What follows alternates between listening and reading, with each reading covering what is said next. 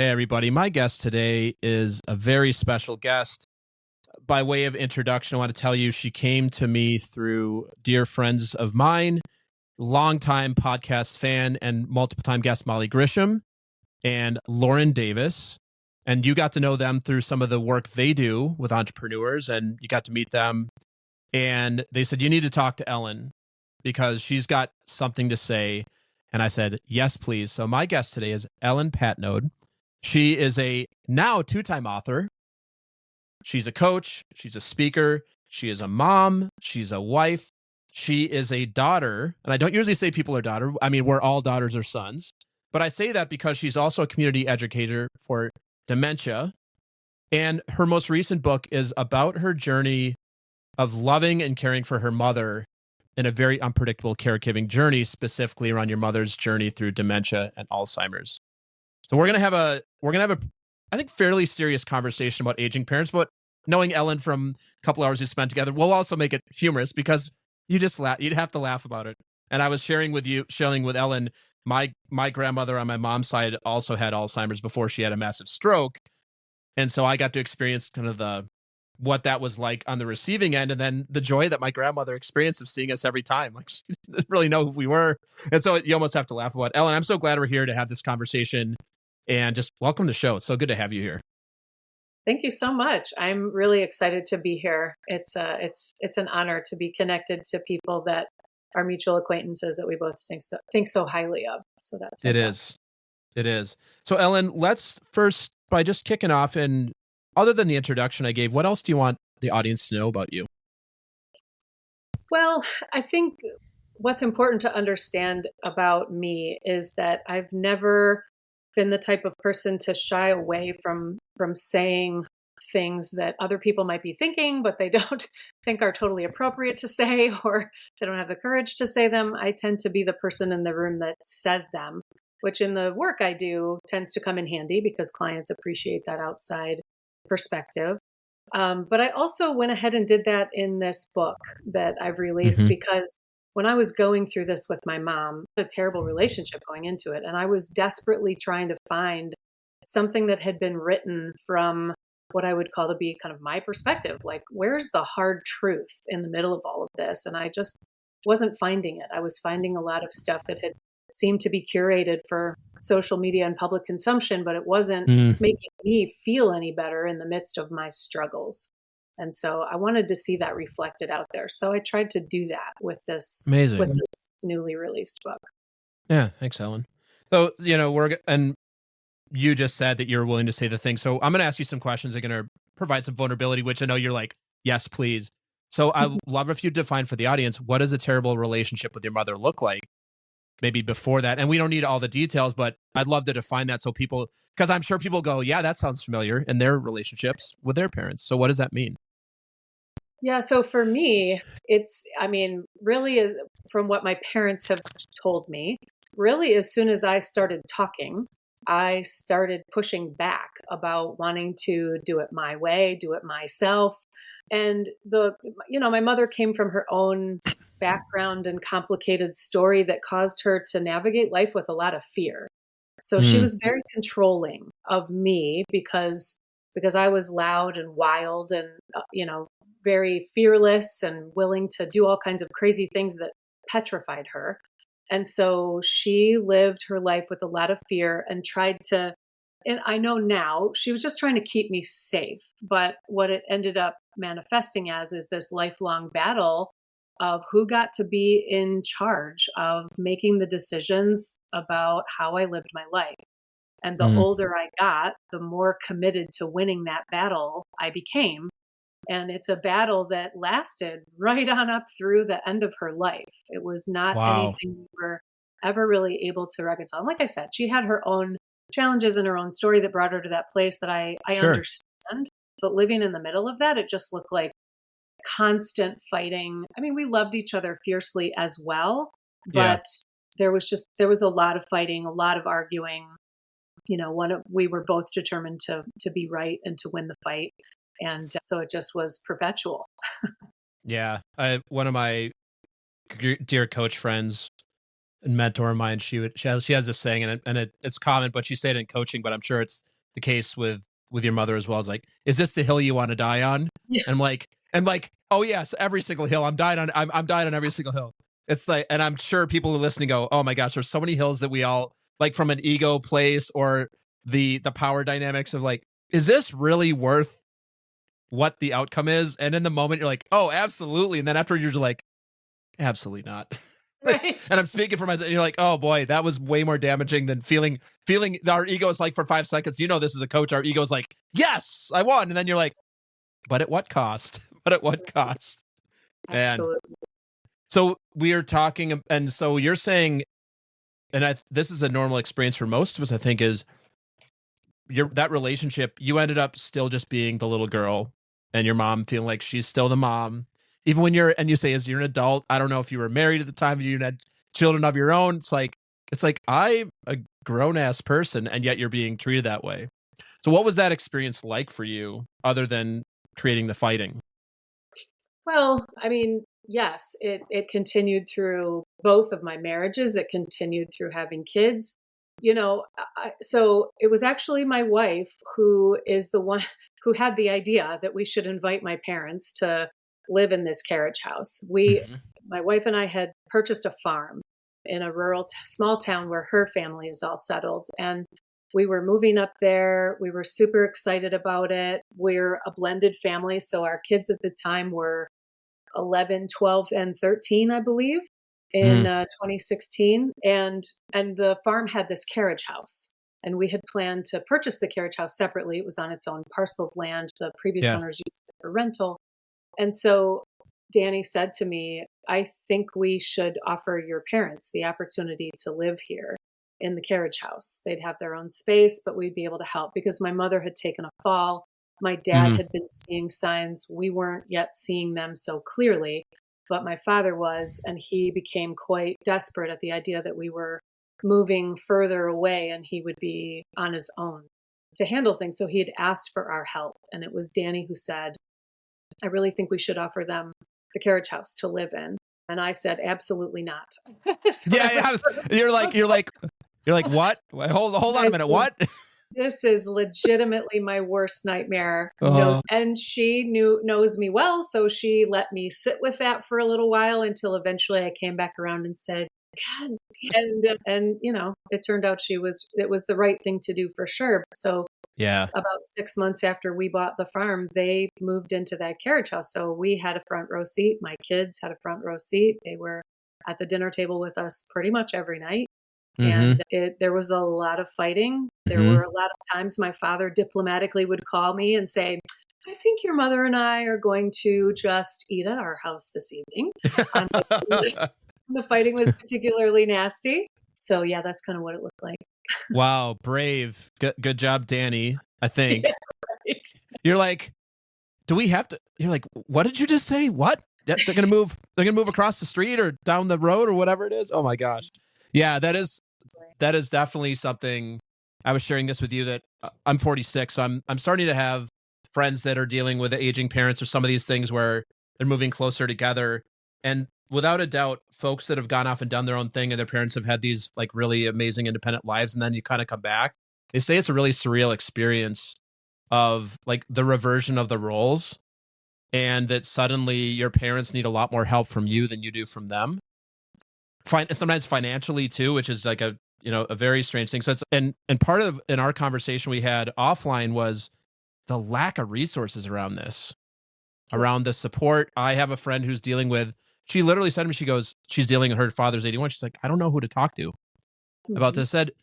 I said, there's gotta be things. And she goes, yeah, but they're like not that helpful. And Ellen, and I'm literally preaching to the choir here, and we're going to talk about this. That's so crazy since statistically, most of us will go through this on both sides, both as the caregiver, and then statistically here in the United States, we will be old enough that many of us will need care from our children. So I wanted to ask you something about your kids and your parenting before we move further. My guess is you were hyper aware of kind of this family of origin story and this mechanism that operates inside of the family. with your parents and specifically with your mother, what did you and your spouse or spouses do to address it, or did you not? Like, or did you start to recognize similar patterns and have to put it, like, how did you address it knowing like, oh, this was the family pattern? And most people will tell you you carry family patterns with you unless you are very, very specific about that it stops here and get a lot of therapy, coaching, whatever the thing is. So how did you and your, I guess let's talk about Danny, your wife now, how did you all address that? Yeah, that's a great question. So Danny and I have very, very radically different stories of origin. And so she came to this relationship, and we've been together almost 16 years. So our kids were 2, 3, and 4 when we got to, I guess the older two actually had just turned 4 and 5 when we got together. And so they were pretty young. They were pretty malleable still. And when we became a family, I absolutely had both grown up and said all through my life, I will never parent the way that I was parented. I don't want that kind of relationship with my kids. Classic story for sure. It really was incredibly difficult to envision what a departure from that experience would really look like in Yeah. practical terms until Danny came into my life, because she had Mm. had such a completely different upbringing and experience and had been part of helping raise other kids by that point. And so it really was her influence, to be honest. She'd probably be really embarrassed to say, like, I don't deserve all the credit, but that's just who she is. Hmm. But she gets a lot of the credit for helping me see in practical terms what it looks like to parent Yeah. very differently than how I was parented. Did you notice, especially in heightened emotional states, I would assume that your kids or your stepkids, probably some of them might have strong personalities as well, like you did as a child. Were you aware of some of these things coming up once you took a step back and you're like, oh wait, this conversation feels familiar, except it's what I used to have with my mom, and Oh now I'm yeah, having it with my son or my daughter. Yeah. So but absolutely. you were aware of it. Yeah. Yeah, I was. I have my oldest child. So the two that I birthed are on the bookends, right? The youngest Mm. and the oldest. The middle Yep. child came with Danny. And my oldest son is just like me in so many ways. And so, yep, we butted heads hard, often, all the time. And I mean, even through he's now 20, he'll be 21 this fall. He still, we are very, very much alike. You know, he went through some incredibly difficult experiences himself. And Mm-hmm. I was acutely aware that I needed to make sure I wasn't closing off communication the way that my mother's parenting style often did with me, but that I Mm. wasn't going too far in the other direction and just taking a completely hands off approach. So, I mean, it was hard to find that balance with the child that is the most like me, for sure. The youngest one is my opposite. And so, my youngest is a non binary child. So, Mm-hmm. that child who just turned 18, that child and I, it's just an easier conversation most of the Mm-hmm. time because Yeah. we are opposite from each other. But I mean, that has also had its challenges. So, yeah, I Sure. mean, in real time, parenting in the midst of all of these chaotic factors and then, we were in the sort of a sandwich situation. The kids were 10, 11, and 12, and my parents are here, and I'm trying to, parent my parents, and I'm trying to raise my kids because there's a pretty good spread between us age wise. So, yeah, it's all very, very complicated, very tricky. Your friend is right. Yeah. There are not enough resources out there for sure. So, I want to talk about some of the assumptions that people make who haven't potentially gone through this, or maybe sometimes, like I was saying, my parents are not in this mode quite yet. Maybe never. Who knows? Like medicine is going quickly, and you never know. But I saw them go through significant aging support with 3 of my 4 grandparents. So a couple things, Ellen. I think the first question is, in your opinion, why are there not many resources out there that can support folks like my friend, or for you with the aging parents? And there are resources, but it seems like they're not very, either it's like an afterthought or something. It, Oh, and I'm curious why in your opinion, what's the reason for that? I mean, the short answer is because it's not sexy. It's not. No, it's not sexy for sure. That's the hard truth. I mean, think Yeah. about it. We put tons and tons of resources into raising kids. Kids are Oh. cute, they're little, they're our future, they're bright, they're young, they're fresh-faced. Elderly people are the opposite of all of those things, and our culture and society does not value the collective wisdom that the older generation has to offer us.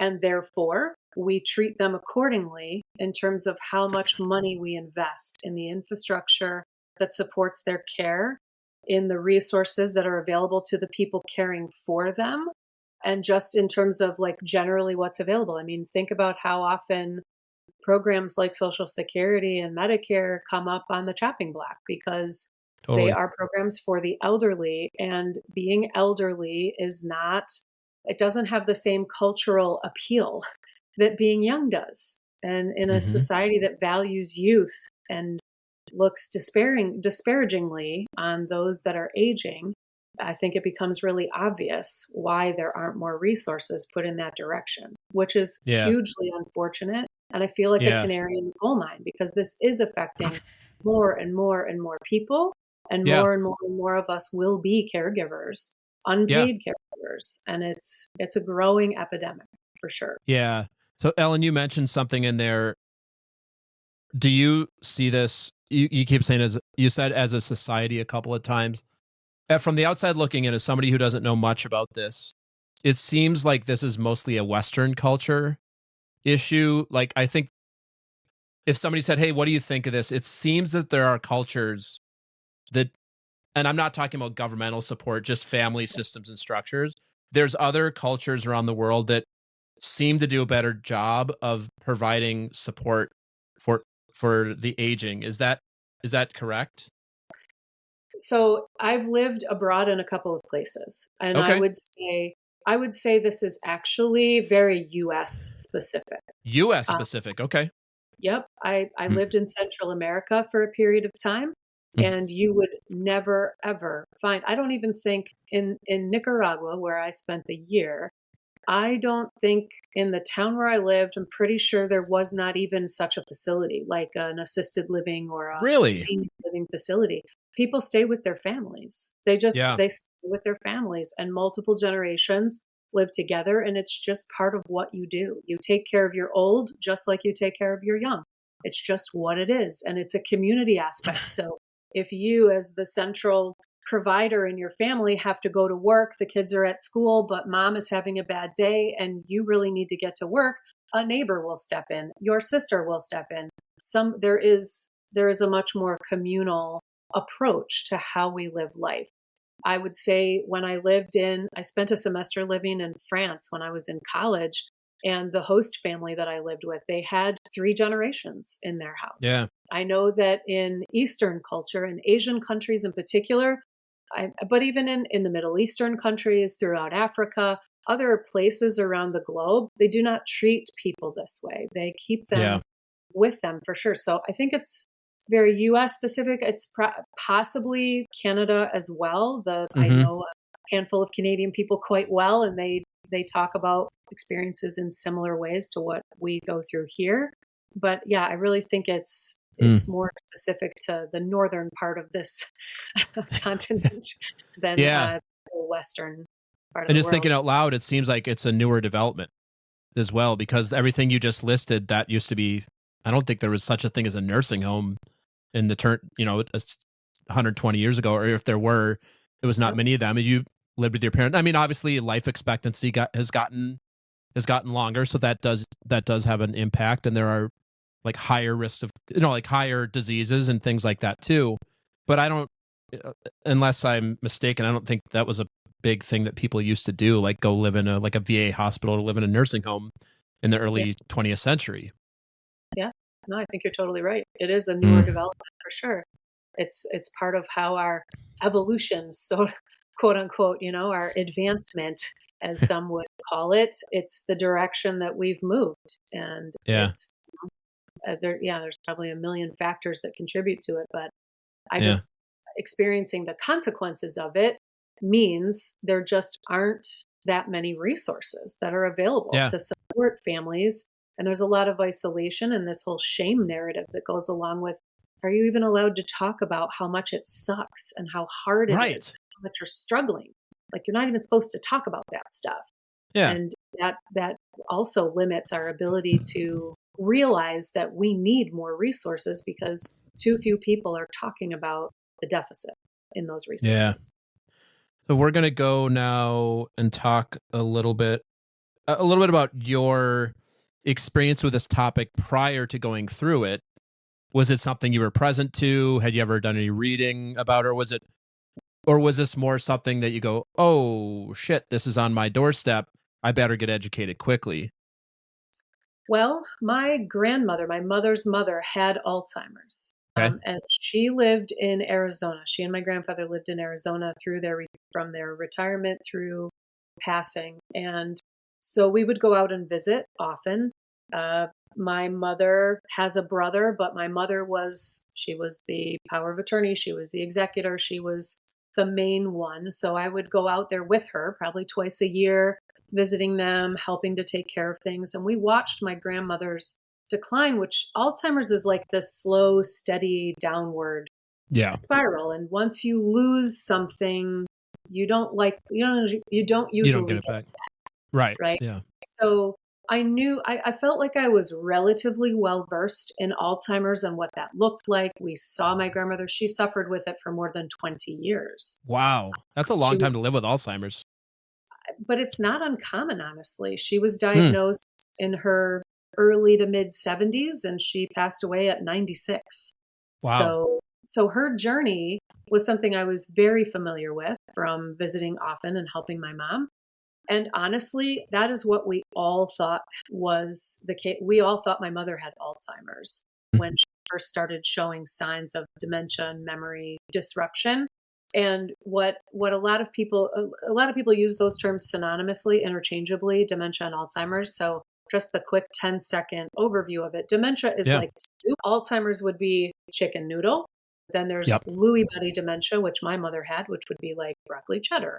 And then Mm-hmm. there's vascular dementia, and there's frontal temporal lobe dementia. There's like something like 60 to 70 types of identified different dementias at this point. But Alzheimer's affects about half the cases of dementia. That's the most common type. Yeah. Lewy body is in second place with somewhere between a quarter and a third of the rest of the cases being Mm-hmm. affected by Lewy body. And then the other dementias kind of go from there. So we thought my mother had Alzheimer's. Lewy body is a vastly different road through hell than Oh, Alzheimer's. wow. Because Lewy body goes like this. It's like being on a roller coaster. Yeah. And there's a lot of lucidity that's part of it. So Oof. Danny and I would go That's to my tough. parents' spirit house and we'd have an exchange with my mother and we'd be walking back across the driveway to our house and Danny would say to me, I swear to God, she's faking it. I swear to God, this is for attention. Because she was completely lucid on some of those That's days. hard. That's hard.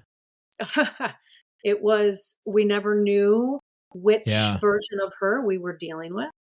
Yeah. And hallucinations are the other main hallmark of Lewy body. Oof. We had like harmless hallucinations, like seeing some, farm animals. We lived on a hobby farm. So seeing farm animals that weren't really there or things like that. But then she also would hallucinate that my father was a doppelganger of himself and trying to assault her or arrest her. These elaborate visions of things that were happening that were not happening, but she became convinced that were happening and it got quite dangerous. That is, imagine. Aggression is another lovely feature of Lewy body. And so for the final 6.5, 7 months of her life, unfortunately, we had to place her in a facility because my father reached his breaking point and He was actually considered unsafe potentially, just based on what you're describing. Yeah, it absolutely was. So, there's so many. I did have that exposure, and unfortunately, in some ways, the exposure caused me to overlook some of the other characteristics that she was experiencing because I did not know anything about Lewy body. But I'm well versed in it now. Yes, yes. And now you teach classes on it.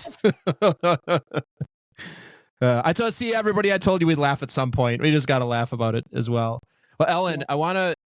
I want to make sure that we cover off on some of the assumptions that I think I'm just gonna leave it open. What are some of the assumptions that live inside of this space? And that I'm throwing everybody who might be inside of that. I think you know what I'm saying. Maybe the people that are we're all aging, but people that need help, the people that are helping, and everything, and the government, like the states, the cities. What are some of the assumptions that, and maybe like speak from your own experience. You're like, oh, I assume that, when in reality, and by the way, let's put it out there for the audience. What state are you located in? I'm in Michigan. You're in Michigan. So this does depend state by state too, depending on how the government funds things and such. Yeah. I am in New York, and we had some lovely news about, nursing homes during the pandemic with a former governor, supposedly, like all sorts of things different than this, but we have our own, version of like bad things that happen. I think every state has their own version, but I just want to clarify that it does depend state by state, because some states throw a lot of money behind this. And some states do not as much. So this is a state, generally senior care is a state funded thing for the most part, is my understanding, with some federal dollars, but a lot of it's state funded. So you're in Michigan. So what are some of the assumptions that you used to have? Well, I mean, I think starting with something we sort of touched on already, we've normalized caregiving for children, but we have not normalized caregiving for older adults.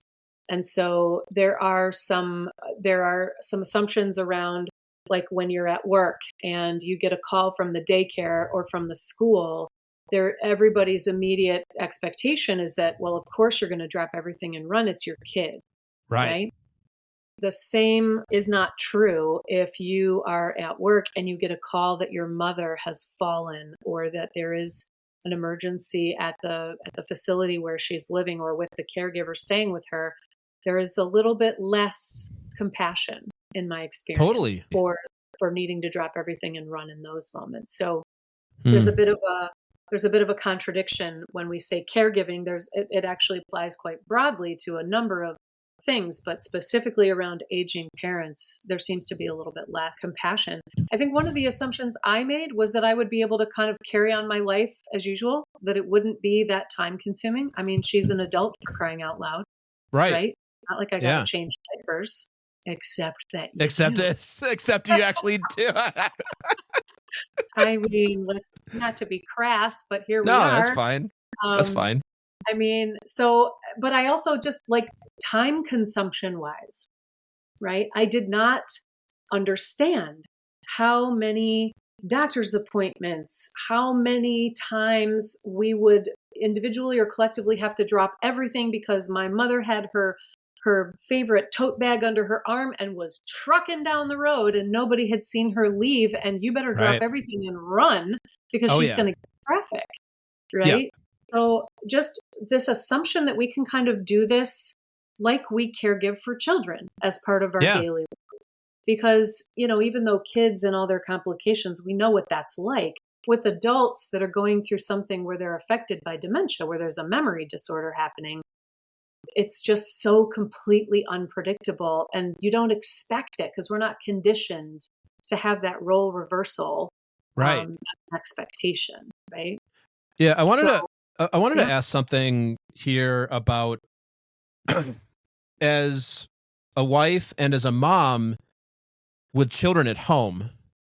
What's the conversation that you would suggest people have with care? I'm a parent of two younger children, and neither of our parents do live with us, but I can imagine that it must be strange for the kids as well, because they're used to the parents are here, kind of dependable, and you're like, I can't go to that game, or I can't help you with homework tonight because I actually have to do that. So how did you and your wife address the conversations with the children as you started to go through this? Yeah, it's a great question. I mean, we were more concerned about the types of behavior that they were witnessing and how to help them process and understand that. Fortunately, I did not have to miss a lot of like school activities. I had a kid in band and another one, and both of them actually ran track and cross country for a while. But my older one was really active with music. So all the marching band stuff and concerts and things like that. My mother loved participating in those things, loved going to be a spectator Yeah. at these events. And so they were able to go with us for a lot of those Nice. things. Yeah. Doctor's appointments and things happened during the day, and generally the kids were at school. But what we did have to sit down and talk with them about were the changes that they could see happening with my mother.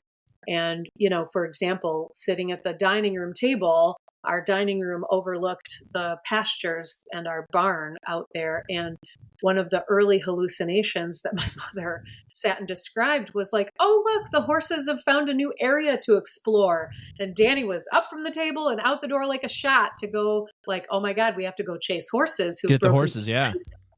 Nope. It was a Nope. hallucination. She was seeing stuff that wasn't there. It was disturbing. It was like funny on one side, but on the other side, it was like chills down the spine, unnerving to hear someone so vividly describe something that simply wasn't there and be very convinced that we needed to do something about it immediately. So conversations with the kids were more about what's happening in grandma's brain. How is this disease affecting her? Yes, I still get mad at her. Yes, I still yell. No, it's not, doesn't mean anybody's moving away, because they'd never had a front row seat to me and my parents living together. So, for what me and my parents was normal kind of interaction, my children and my wife were horrified. Like, what did we sign up for? So it was more the conversations around navigating those behaviors. And I think that's the part we don't think about. We do think about the stuff that you mentioned of like, oh, I got to miss the game. We don't think about just helping them wrap their heads around what's happening and why is it happening and what does it mean? And am I going to catch this? Am I going to catch dementia? I remember my youngest child asking me that. Am I going to catch? That's heartbreaking. No, honey, you're not going to catch it. I promise. But it is heartbreaking. I think those are the things really critical that we have to address with our kids. Yeah. What about you mentioned support, and we've talked a lot about how there isn't enough support. What kind of support did you find for your children, other than being good parents and being there for them? But what other resources did you find or things that you found helpful? Yeah. So we did have both of them talk to a therapist, see a therapist. Yeah. We also, for me and my dad and my wife, we participated pretty consistently in an Alzheimer's Association run support group for caregivers. And part of that experience was helping caregivers learn coping strategies, helping us talk through just what we were experiencing and scratching our heads about and feeling like we needed help with. And the rest of the people that are in that support group are all at different stages of dealing with different forms of dementia. And it's a really incredible community that's formed. You got to laugh to keep from crying is one of the things we say all the time in that group, because we would be cracking up over things that in another context would seem really cruel to be laughing. Absolutely. But going to the supports group, going to classes, learning as much as we could, just trying to see what sort of resources were there in Michigan. I'm not sure if it's every county or if it's every region. So some places more rural, there's a few counties that are grouped in together, but they have an area agency on aging. And that is a state-funded organization that comes out of like community mental health. And it's something that's designed to support the aging community, but they're constantly losing resources. Of course. Yeah. But in some places they at least offer like workshops and classes, things like that. But just kind of piecing it together where we could, paying attention, noticing if the kids seemed particularly disturbed, making sure they got out of the house, that their lives stayed as normal as possible with sports and music and school and friends and things like that. Yeah, just trying to hang on to our collective sanity along the way. Yeah. As best you can. Yeah. So Ellen, as we start to wrap up, I want to speak out now to, again, this whole population of folks. We're all aging. Some of us will become your mom or whatever the million things that you can get. And my mom, one of her best friends, got Alzheimer's in her 50s. Mm-hmm. So it's something, not that far away from it, that age. It's rare, I think, but it happens.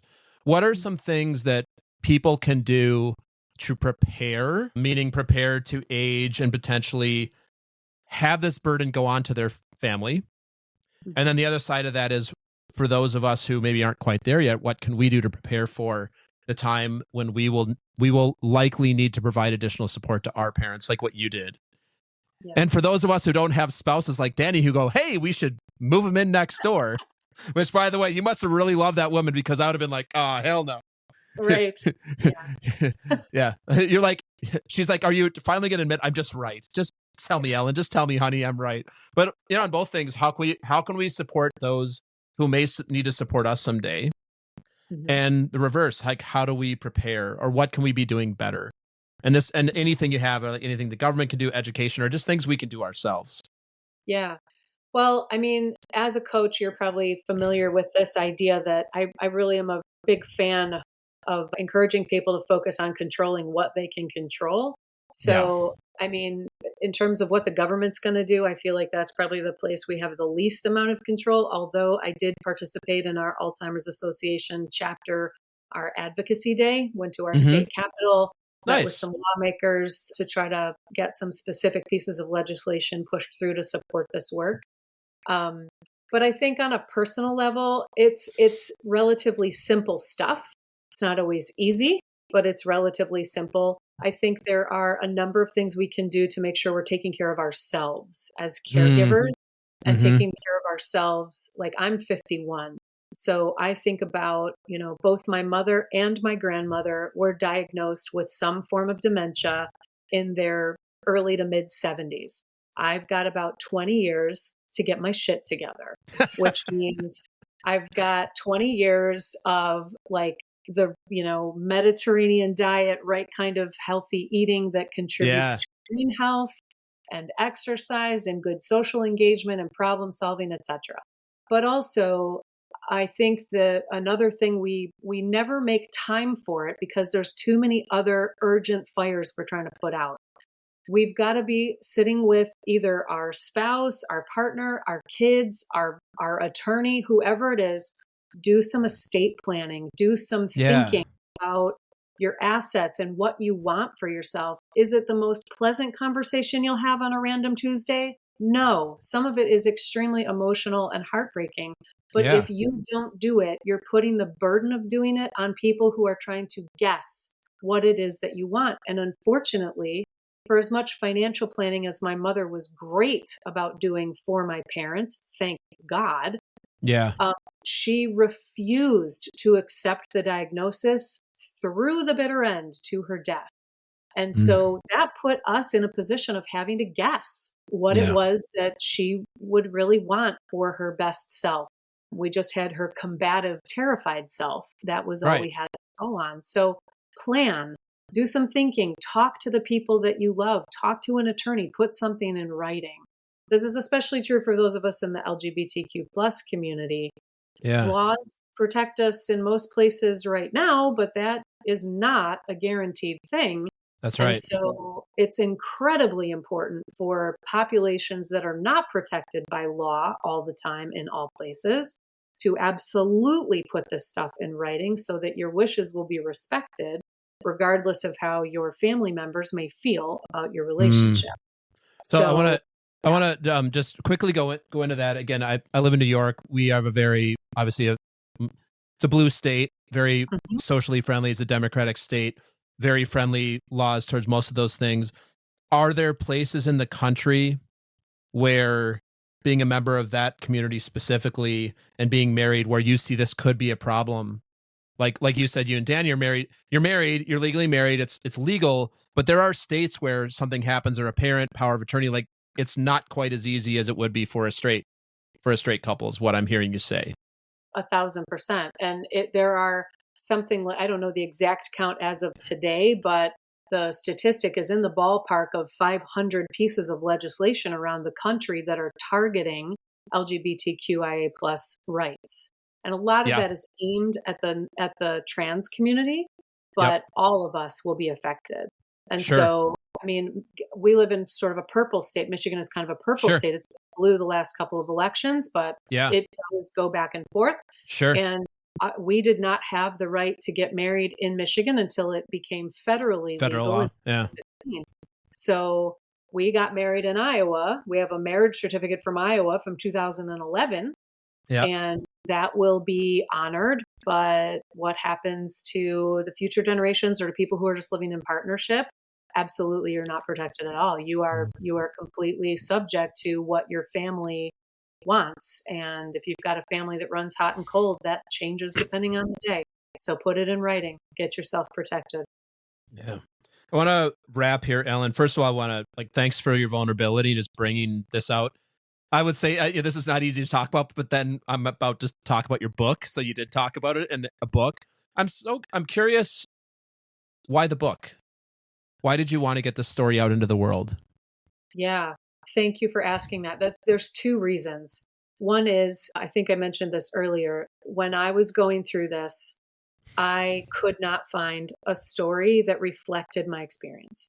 And there was this shame narrative that developed for me that I'm not supposed to talk about it. I'm not supposed to feel how I'm feeling. I'm not supposed to feel furious and upset and depressed and angry at the person I'm caring for. And I'm not supposed to feel this stuff. I'm supposed to be a martyr, and I'm supposed to be filled with endless patience. And that just was such bullshit. Oof. And I could not find a story that reflected my experience.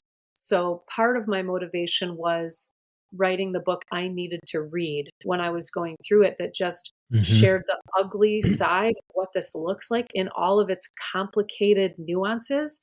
And so a story that would make people like me feel less alone was one Beautiful. big reason. But the other reason, honestly, was because I had such a complicated relationship with my mother. There is, of course, a ton of unresolved stuff between us. And she passed away at the end of 2020. And 2 years later, I found myself grieving so deeply still and feeling like I couldn't resolve things. Had I done my best?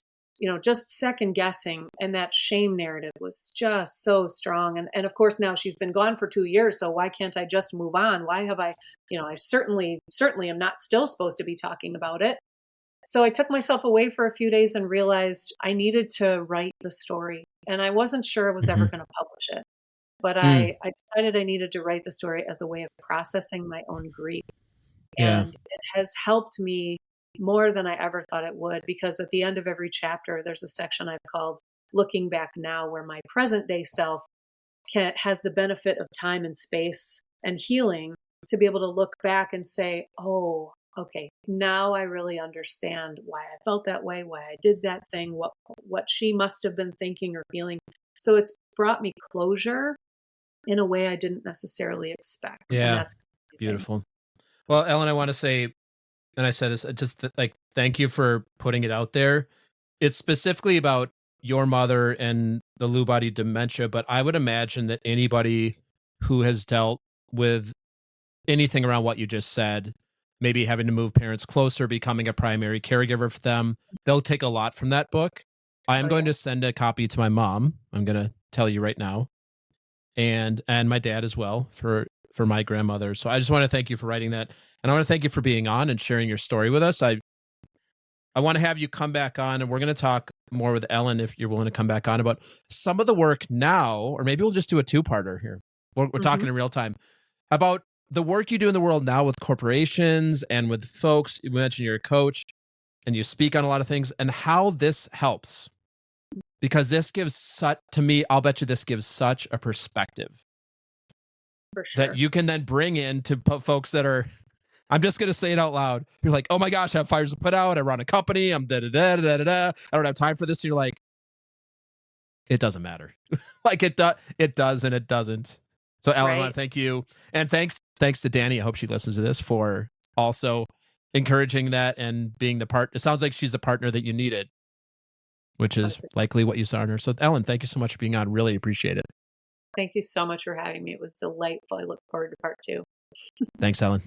Thanks for listening to another episode of Talking to Cool People with Jason Frizzell. If you enjoyed today's episode, please tell your friends. Follow us on Instagram and Facebook and give us a shout out, or take a moment to leave a review on iTunes. If something from today's episode piqued your interest and you'd like to connect, email us at podcast@jasonfrizzell.com. We love hearing from our listeners because you're cool people too.